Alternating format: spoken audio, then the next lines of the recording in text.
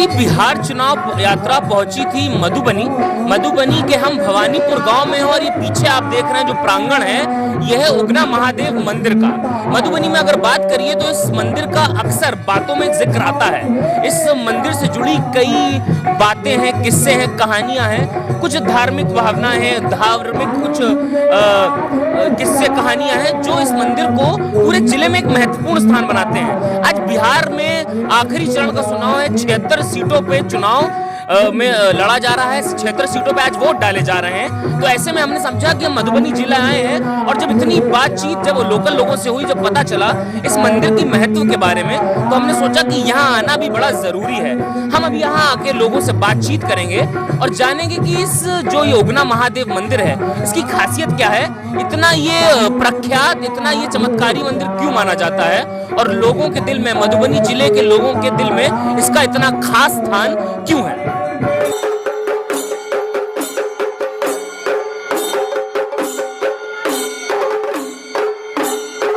एक मिनट रुकना।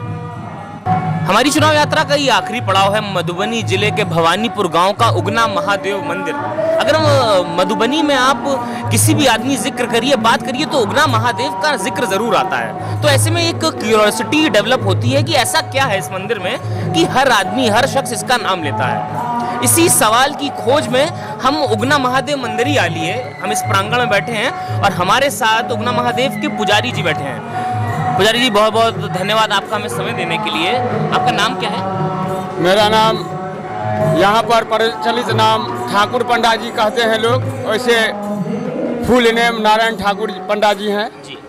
और यहाँ पर 3 पुजारी मुख्यतः हैं, जिसमें 15 दिन मैं बाबा के सेवा में रहता हूँ और फेसबुक के माध्यम से लोगों तक पहुंचाने का कष्ट करता हूँ। बाबा का जो रात्रि श्रृंगार होता है वो पहुंचाने का मेरा संकल्प है, जो जहां तक हो सके संभव पहुंचे। फेसबुक के द्वारा? तो फेसबुक लाइव करते हैं क्या?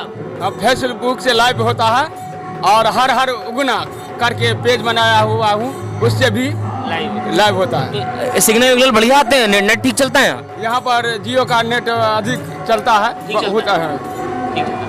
तो पंडित जी, हमारी यात्रा जब मधुबनी पहुंची तो हमने कई लोगों से बात करी, यहाँ तक कि हम जो पद्मश्री गोदावरी दत्त जी के पास भी पहुंचे। तो अधिकतर लोगों के जो जिक्र है, जो किस्से कहानियां जो वो बताते हैं, यहाँ इस जिले के बारे में बात करते हैं, तो उगना महादेव का जिक्र हर हाल में आता ही आता है। तो ऐसे में क्यूरियोसिटी डेवलप होती है कि भाई ऐसा इस मंदिर में क्या है। तो पहले मैं आपसे एक यही सवाल पूछना चाहूँगा कि इस मंदिर की विशेषता क्या है, इतना ही प्रख्यात क्यों है? यहाँ पर मिथिलांचल में एक से एक बढ़ कर के महाभक्त हुए हैं।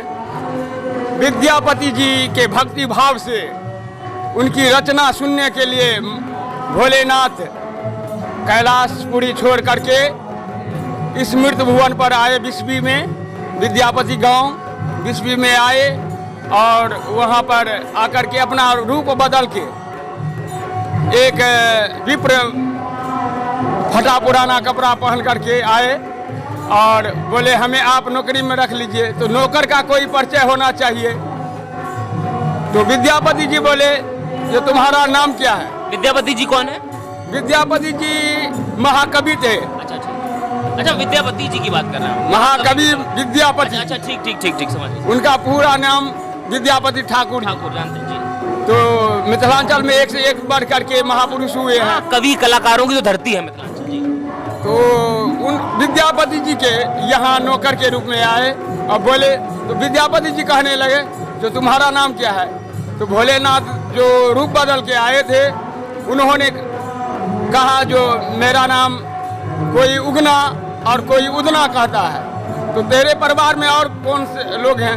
तो पत्नी है, वो धनवान की बेटी है, वो नहिरे में वास करती है, पिता के गृह में वास करती है। और कौन है? तो 2 बच्चे हैं। वो अपना मूस और बाघ खिलाता रहता है, मयूर से खिलाते रहते हैं। तो काम क्या करोगे? जो कहिएगा वो कर देंगे। तनख्वाह क्या लोगे? तो कुछ नहीं लेंगे, जो भोजन करा दीजिएगा वही तनख्वाह हुआ। वे तो भक्ति भाव के चलते विद्यापति के घर आए थे। उसी क्रम में पहले राजा प्रथा थी मिथिलांचल में। जी जी। तो यहाँ के राजा मिथिलांचल के राजा शिव सिंह थे। कामेश्वर सिंह जी के पिताजी? नहीं नहीं, हाँ। वे अलग थे। अच्छा अच्छा अच्छा। दरभंगा राज बाद में मिला, अच्छा बना है। बाद में बना, ठीक है। पूर्व में हाँ। पहले राजा शिव सिंह थे यहाँ के राजा। तो उनके यहाँ राजा शिव सिंह के यहाँ पंडित में विद्यापति जी थे। ठीक है। तो उनका गढ़ है यहाँ से लगभग 10 किलोमीटर दक्षिण में रजवाड़ा पड़ता है। और यहाँ से लगभग 20 किलोमीटर पश्चिम में बिस्वी गांव पड़ता है। हाँ, बिस्वी में महाकवि विद्यापति जी का घर था। तो पहले कोई सवारी नहीं थी, राजा लोग हाथी घोड़े से चलते थे और इधर का जो मानव थे वो पाँव पैदल, चाहे डोली जो कहते हैं, जिससे विवाह के बाद दुल्हन और दुल्हा पालकी डोली उसी में डोली में चलते थे। उसी क्रम में राज दरबार से पत्र विद्यापति को गया, जो आप ये यथाशीघ्र आए यहाँ पर राज दरबार में। तो वहाँ बिस्वी से चले, पैदल चले हैं विद्यापति जी और उगना दोनों। यहाँ पर जब आए, इधर नारद जी जाकर के माँ पार्वती जी से बोले, जो त्रिभुवन नाथ, त्रिभुवन का दादा, त्रिलोकी कहलाते हैं, वो मृत भुवन में जाकर के नौकरी कर रहे हैं।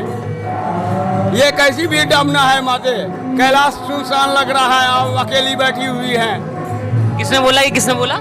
नारद जी ने माँ पार्वती जी से बोली। तो माँ पार्वती जी दो दूत को भेजी है, एक पिपासा और एक अभिमान। अभिमान जाकर के विद्यापति जी की पत्नी सुधीरा के जीवा पर जाके बैठ गई है, और पिपासा इसी जगह आई है। पहले कोई नगर बस्ती यहाँ नहीं था, मंदिर कुछ नहीं था। जो सुनने में आए हैं, हम तो देखे नहीं है, पूर्वज जो बोल रहे हैं, यहाँ की घना जंगल था, जंगलमय। तो यहाँ पर पिपासा आई है, और इसी रास्ते से जब विद्यापति जी और उगना दोनों जा रहे थे, तो बोले अब तो थोड़ी दूर है, बचा हुआ है, तो विश्राम कर लेते हैं, उसके बाद चलेंगे। उसी क्रम में विद्यापति जी के अंदर में पिपासा प्रवेश कर गई है। पिपासा प्रवेश करने के बाद उनको इतनी प्यास लगी, इतनी जोरों की प्यास लगी, जो कंठ सूखने लगा। पिपासा कौन? पिपासा एक दूत थी मैया पार्वती जी के भेजी हुई। जब कंठ सूखने लगी विद्यापति जी का, तो बोले उगना जल लाओ कहीं से, नहीं तो अब प्राण निकलने वाला है। देखे ये तो साक्षात भोलेनाथ थे, इस घना जंगल में जल कहाँ। फिर भी सोचे जो इनको प्यास लगी है, इनको जल देना है। तो यहाँ से 10 कदम हट के पूरब दिशा में जहाँ पर बैठे हैं, वहाँ से 10 कदम आगे तालाब के ऊपर में कुआं है जी, उसको हम लोग चंद्रकूप बोलते हैं। अच्छा। तो उनके नज़र से, विद्यापति जी के नज़र से ओझल हो गए और गंगा को आवाहन किए हैं। भोलेनाथ जटा से गंगा जल निकाल के लाए हैं और विद्यापति को दिए हैं। जब विद्यापति ने ग्रहण किया जल, तो बोले ये तो साधारण जल नहीं है, ये तो गंगा जल है। क्योंकि गंगा जल इसीलिए समझे जो नित्य रोजाना उनका काम था गंगा जल का पान करना जी। विद्यापति जी नित्य रोज गंगा जल पान करते थे जी। ये तो बोले जो ये तो साधारण जल नहीं, गंगा जल है, कहाँ से लाए? तो भोलेनाथ जो थे नौकर के रूप में, वो उनको भटकाने लगे जी। जो इस जंगल में कहाँ से गंगा जल लाऊं, ये तो साधारण जल है, वहाँ का जल है, वहाँ का जल है। तो चलो जहाँ से लाए वो स्थान तो होगा। थोड़ा दूर पूरब गए, उधर भी जल रहा था तो दिखलाते, नहीं इधर नहीं आते, उत्तर दिशा में आए। तो उधर से तो आए ही हैं, तो वहाँ देखते हैं बालू चमचमा हुआ, तो भटकाने लगे। भटकाने के क्रम में विद्यापति जो बोले, उनको स्मरण आ गई। जिस समय नौकरी में रखे थे विद्यापति जी को, उगना को नौकरी में रखे थे, तो स्मरण में आ गई विद्यापति जी को जो बोला था, जो उगना पर्वतिया पत्नी का नाम, और मूस और मयूर से खेलने वाले बालक है मेरे। ये तो भोलेनाथ का परिवार है, ये तो साक्षात भोलेनाथ है, ये हमसे छल कर रहे हैं। तो विद्यापति जी इतना फैक्ट हो गए, इतना विश्वास हो उनके अंतरात्मा में जग गई, जो नौकर को पार पकड़ लिए। नौकर रूपी भगवान शिव भोलेनाथ जो थे उनके पांव पकड़ लिए। तो उगना बोलते हैं जो नौकर रूपी थे, वे क्या कर रहे हैं मालिक, मैं नौकर आप मालिक, आप पांव पकड़ रहे हैं, क्षमा कीजिए, ऐसा नहीं कीजिए, कोई देख लेगा, पाप मुझे दे रहे हैं, ऐसा मत कीजिए। बोले विद्यापति जी बोले नहीं नहीं तुम नौकर नहीं हो, तुम साक्षात शिव हो, मुझसे छल कर रहे हो।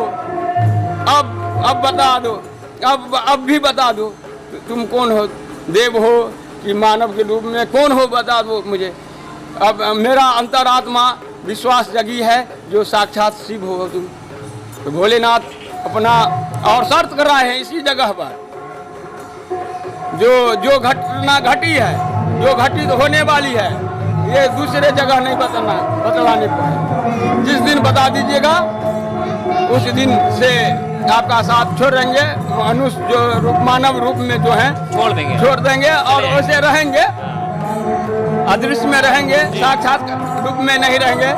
तो अपना रूप यही इसी जगह ये उगना थे, शिव के रूप में आए हैं और विद्यापति को दर्शन दिए हैं, वही स्थान है। और महाभारत काल में उल्लेख आ रहा है, जो पांडव अज्ञातवास में कुरुशर्मा नाम के मुनि थे, यहाँ पर जो रेलवे लाइन से पश्चिम में पड़ता है, वहाँ पर कुछ डी है उनका, तो वहाँ पर वास करते थे पांडव और वहाँ से शिव का पूजा करते थे। अर्जुन को शस्त्र मिला है, कुछ शस्त्र यहाँ से भी प्राप्त हुआ है। और पांडव यहाँ पर रहते थे, तो पहले पांडवालय था, पंडोल का नाम पांडवालय था, अब पंडोल पड़ा है। हाँ अच्छा अच्छा अच्छा अच्छा अच्छा अच्छा, वो पंडोल पांडव के नाम से पंडोल है। हाँ, जहाँ से आते हैं अंदर की तरफ भवानीपुर। जी जी, तो वही स्थान है, बहुत पवित्र है। जो जिस मनोकामना से यहाँ पर आते हैं वो सब भोलेनाथ पूरी करते हैं। मन अंतरात्मा साफ होनी चाहिए, पवित्रता पूर्वक आना चाहिए। और यहाँ पर कमेटी आई है, जाती रहती है, हम लोगों का सेवा भोलेनाथ अपनी कृपा से बनाए रखे। जी जी, यही कामना। पुजारी जी एक ही सवाल है कि ये उगना जो नाम है, जो शिवजी ने, आप जैसे कि कहानियों में और जो किस्सों में ये नाम प्रख्यात है कि शिवजी ने विद्यापति जी के यहाँ उगना नाम से नौकरी करी, एक अपना नाम बताया। उगना के मायने क्या है? उगना उगना जैसे वेद में शुक्ल यजुर्वेद वेद में 5वां अध्याय का 24वां मंत्र है, नमः सभाभ्य सभापतिभ्यश्च वो नमो नमः, उगनाभ्यश्च हस्तिभ्यश्च वो नमो नमः। तो वेद में भी इनका नाम है। उगना से बना है उग्रनाथ, जिनका उग्र रूप हो, विराट रूप हो। इनका राजा लोग सेवा करते थे, पूजन पाठ करते थे, इससे शक्ति प्राप्त होती है, वही साक्षात शिव है। जी, तो जैसे जिस घटना का आप उल्लेख कर रहे हैं वो इसी प्रांगण में धरी हुई है, इसी जहाँ शिवलिंग स्थापित है, शिवलिंग है, जहाँ स्थापित है, यही स्थापित नहीं है। हाँ। ये स्वयंभू है, अंकुरित है, इनको ऊपर लाने की कोशिश की गई, जो जिस तरह और खुना गया और डीप होते गए तो पर्वताकार होते गए, तो लोग बाद में छोड़ दिए उसी तरह। अच्छा, तो मतलब स्वयंभू हैं, खुद से प्रकट हुए हैं, खुद से प्रकट हुए हैं। जी जी। अच्छा, ये जो फिर मंदिर का निर्माण ये कौन सी सदी में हुआ, क्या हुआ, किसने कराया? ये मंदिर जो है स्टैचू जो बना हुआ है अभी का, अभी हाँ, जो मेन स्ट्रक्चर है, अभी जो स्ट्रक्चर है वो 1932 के लगभग में तैयार हो गए थे। अच्छा, जिसमें महाराज दरभंगा के तरफ से कुछ पैसा रुपया और 36 गांव के चंदे से ये मंदिर बना हुआ है, जिसमें उस समय में 6000 कुछ रुपया कुछ पैसा इसमें मंदिर तैयार हो गया। तो अभी इस मंदिर की जो देखरेख है वो क्या कोई कमेटी बनी है वो करती है? कमेटी बनी हुई है और यहाँ धार्मिक न्यास बोर्ड के अंतर्गत मंदिर है, और सुव्यवस्था से चल रहा है। तो और ये जो यहाँ का जो मैनेजमेंट है, और जैसे कि यहाँ टाइल्स लगे, मार्बल लगे, बड़ा साफ सुथरा हमने देखा कि बड़ा अच्छा यहाँ डेवलपमेंट है। और कि भवानीपुर एक गांव है, लेकिन तब भी ये जो जगह है इसको ठीक से यात्रियों के लिए एक तरीके से बनाया गया कि खाने पीने का भी स्थान है। मंदिर का प्रांगण भी बड़ा कर दिया गया, जैसे भीड़ भाड़ आए तो मैनेज हो सके। तो ये सब मैनेज को, ये क्या विधायक निधि से सरकार कराती है कि सब कमेटी करती है? ये कमेटी कर दिया, और दादा लोग अपना समय समय से दादा लोग, जैसे टाइल्स हुआ, जैसे ये जो है बैरिकेडिंग, ये सब लगवाए हैं। और शिवरात्रि में चंदा होती है, उससे डेवलपमेंट होता है यहाँ का। जी जी। और सरकार के तरफ से महाशिवरात्रि पर्व बिहार सरकार के द्वारा मनाया जाता है 2 साल से। अच्छा, 2 साल से मनाया जा रहा है। तो यहाँ कोई कभी कोई बड़ा नेता आता है कि नहीं? हाँ, यहाँ के जो विधायक हैं और MP जो है वो लोग, सांसद जी आते हैं, आते रहते हैं। मंत्री मुख्यमंत्री नहीं आते? मुख्यमंत्री जी नहीं आए हैं। नहीं आए। एक बार उप मुख्यमंत्री जी सुशील कुमार मोदी जी आए थे, यहाँ पर आए थे। जी जी।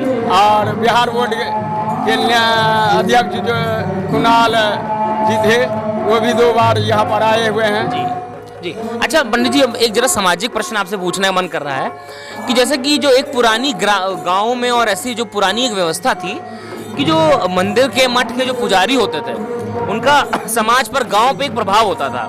कि पहले एक जमाना तो वो भी था कि भाई पुजारी जी ने जो कह दिया वही हो गया, उनको भगवान का दूत माना जाता था कि भाई जो भगवान पुजारी जी के मुंह से ही कहलवा रहे हैं कि भाई ये कर दो वो कर दो, इनको वोट दे दो। तो अब के परिप्रेक्ष्य में अब क्या जो गाँव में, जैसे कि मान लीजिए आप ही का गाँव मान लें, तो यहाँ क्या अब ऐसा है कि अब चीजें बदल रही हैं? वो बदल गया है। अब मुख्य आदमी जो कहते हैं कन्वेंस में रहते हैं, पुजारी को राजनीति से कोई लेना देना नहीं, अपना मत दिए और काम तमाम कर दिए, बस हो गया। ये तो मतदान है, औरों को कहना क्या है, सब समझदार हैं, अपने अपने भाव से जिंदगी जीते हैं, तो इसके बारे में कुछ नहीं कह सकते हैं। वैसे यहाँ जो है सो काटा की टक्कर है। नहीं, मैं उस पे आ रहा हूँ। जैसे कि शहरों में जो नहीं बड़े देखा, जो बड़े धर्म गुरु या जो बड़े पुजारी होते हैं और नेता वहाँ जाके मिलते हैं, फिर वो अपने भक्तों से कहते हैं कि भैया इसी पार्टी को वोट देना, हमारा समर्थन इधर है। तो अब गांव में वैसा प्रभाव नहीं रह गया, आप कह रहे हैं? नहीं, गांव में वैसा प्रभाव नहीं है। और ये तो मुल्ला जी का बात नहीं है, ये तो धर्म स्थान है। यहाँ तो सब लोग आते हैं, सब पार्टी का सदस्य आते हैं, नेता आते हैं, तो सबका आदर है यहाँ पर। यहाँ पर भेदभाव कोई चीज नाम का चीज नहीं है। यहाँ पर तो सबको पूजा कराना मेरा काम है, करवाते हैं। इसीलिए जो है सो हम इसके बारे में और आगे कुछ नहीं कर सकते। अच्छा, एक और पंडित जी सवाल है, हम आए हैं तो उगना महादेव मंदिर तो एक इसका एक स्थान है, तो इसके बारे में जानना तो बड़ा जरूरी है ही है। लेकिन हम गांव की स्थिति को भी समझना चाह रहे हैं कि क्या आज भी जो हिंदुओं में एक जो वर्ण व्यवस्था है, तो जैसे कि आपके भी गांव में क्या वैसे अभी भी वर्ण व्यवस्था के हिसाब से ही मामला चलता है कि क्या ब्राह्मणों का दर्जा, जैसे आप ब्राह्मण होंगे तो क्या आपका दर्जा सबसे ऊपर है, फिर क्षत्रिय आते हैं, कि अब बिहार और आपका गांव जो है, सिर्फ मैं आपके गांव की बात करूंगा, समता मूलक समाज की ओर बढ़ रहा है? समता मूलक समाज की ओर बढ़ रहा है। अब कोई भेदभाव उतना नहीं रह गया है, माने नहीं रखता है। लेकिन जो मानने वाले हैं वो अभी भी मान रहे हैं। जो सनातन धर्म है, सनातन अंतिम में सनातन धर्म ही विजय होगा। सनातन धर्म पर ही लोगों को चलना होगा। जो शिक्षा हमें पूर्वज ने दी है, उन्हीं के राह पर चलना होगा, नहीं तो बिखर जाएगा ये भारत जो है, जो टूट अंग भिन्न हो जाएगा, विभिन्न होगा, उससे टूट जाएगा, बिखर जाएगा, बहुत भिन्नता हो जाएगी। तो वर्ण व्यवस्था के बारे में आपका क्या कहना है? वर्ण व्यवस्था ठीक है कि अब इसे खत्म होना चाहिए? नहीं, जब है, जब पूर्वजों ने किए हैं, माने हैं, तो हम लोगों को भी मानना चाहिए। तो पूर्वजों से क्या गलती नहीं हो सकती है? जी, पूर्वजों से गलती नहीं हो सकती है? क्योंकि जब पूर्वज, जैसे हमारे आपके पूर्वज कोई गलती कर दें तो हमारे ऊपर ये प्रेशर क्यों होना चाहिए कि हम वो बात मानते ही रहें? नहीं, कुछ है। जैसे पहले बड़े बड़े आदमी के दरवाजा पर लोग खड़म पहन के नहीं जाते थे, वो था। ये छुआछूत का एक मामला है कि छुआछूत जो है वर्ण व्यवस्था की एक बीमारी है भाई, कि वर्ण व्यवस्था ने छुआछूत को जन्म दिया। तो आपका क्या मानना है छुआछूत के बारे में? छुआछूत तो खून से नहीं होना चाहिए। जब कोई बीमारी होता है, एक डॉक्टर लीजिए, एक डॉक्टर तो वो नहीं समझता है जो मुसलमान है कि धोबी है कि कोई जात का है या ब्राह्मण है क्षत्रिय है, ये तो नहीं समझता है। उसी तरह छुआछूत तो होना चाहिए, होना चाहिए जी। लेकिन समय से सीमित में रह के दायरा में होना चाहिए। अच्छा, ये बात बहुत बड़ी इंटरेस्टिंग बात कर रहे हैं आप। तो मतलब इसका ये है कि आप को अगर आपके साथ दूसरे वर्ग का आदमी जिसको आप नहीं समझते हैं, समझ लीजिए कि पंडित जी आए हैं भोजन करने, है ना, और बगल में एक दलित भी बैठ गया है, तो आप भोजन करेंगे कि नहीं करेंगे? वो अपना भोजन कर रहे हैं, उससे कोई लेना देना नहीं है, हम अपना भोजन कर रहे हैं, बीच में जो है सो दायरा बना करके।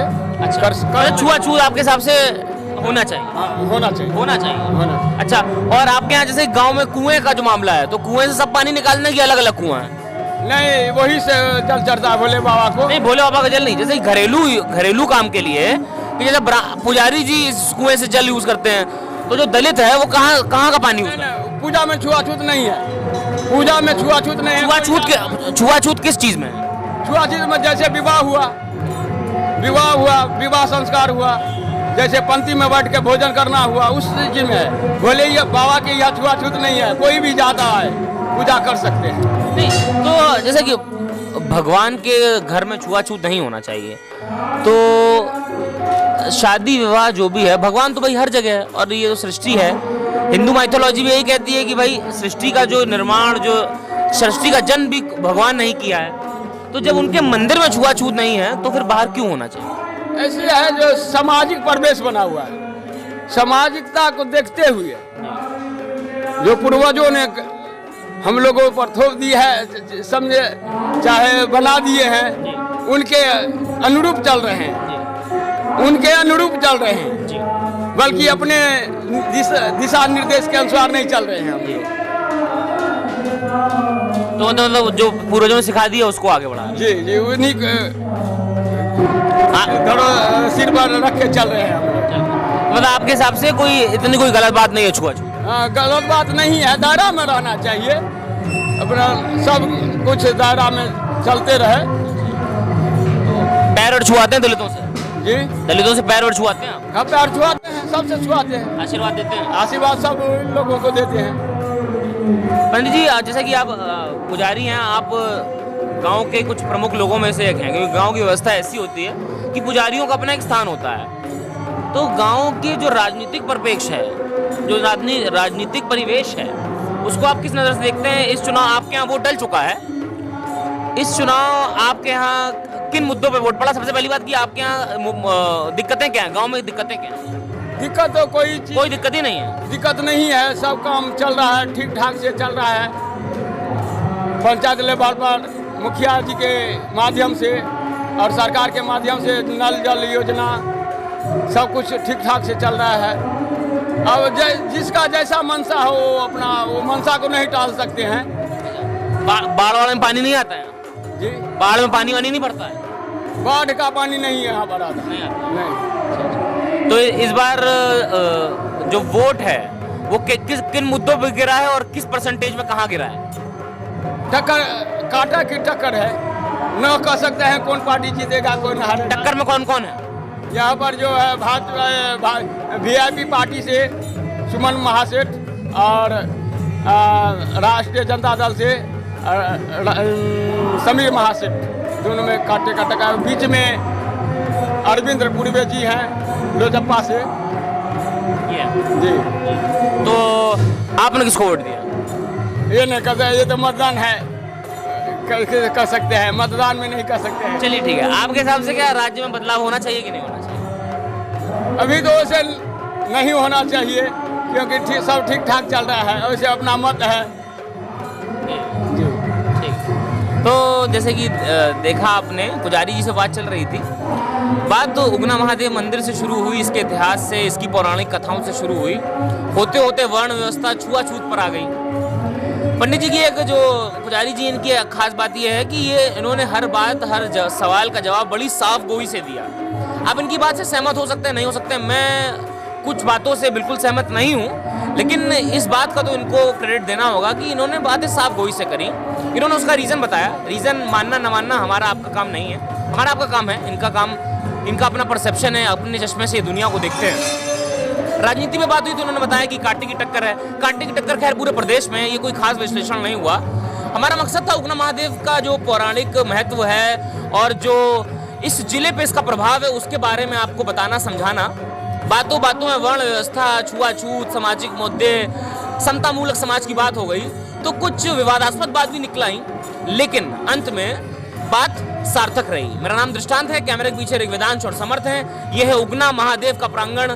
हम हैं मधुबनी में और गांव का नाम है भवानीपुर।